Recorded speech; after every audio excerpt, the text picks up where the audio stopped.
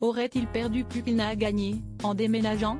Depuis presque 4 ans, le prince Harry a totalement changé de vie, parti pour Los Angeles avec sa femme Meghan Markle. Le fils cadet de Charles III a tout laissé derrière lui pour recommencer une vie à l'abri des paparazzis et des devoirs royaux aux États-Unis.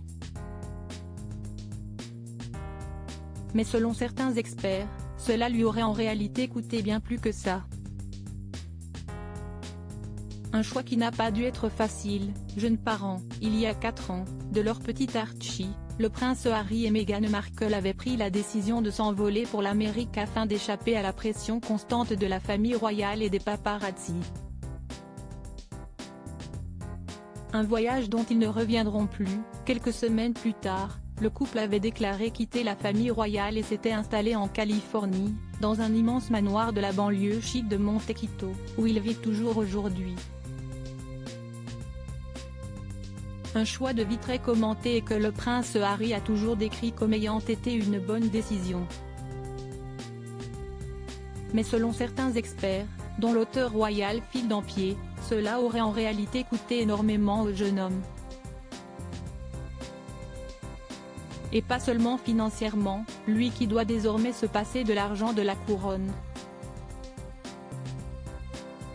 Il n'a pas seulement perdu sa famille, avec qui il s'est brouillé, note de la rédaction, son statut royal et ses titres militaires, il a aussi beaucoup perdu d'amis, a-t-il notamment argumenté. Il faut dire qu'à Montecito, la population n'est pas la même que dans les quartiers branchés de Londres où le petit frère du prince William avait ses habitudes.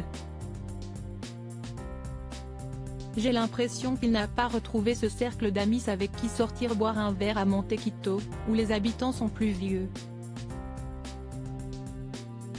Et je suis sûr que si est difficile pour lui, a-t-il expliqué à la presse britannique, soulignant que le prince Harry est dépendant de sa femme Meghan Markle dans sa nouvelle vie américaine, notamment socialement.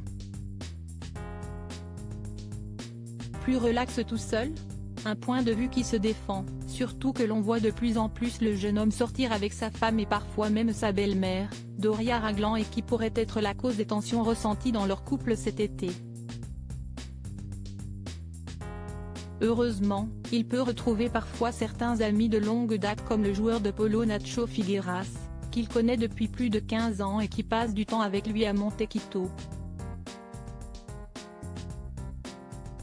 L'an dernier, alors que le couple était revenu à Londres pour la première fois avec leurs enfants, ils avaient également retrouvé Charlie et Tom Van Strozambé, deux frères très amis des princes William et Harry, respectivement parrains du petit Archie et de Charlotte de Galles, pour l'anniversaire de leur fille Lilibet. Mais tous les deux semblent être les seuls à être restés en contact avec eux.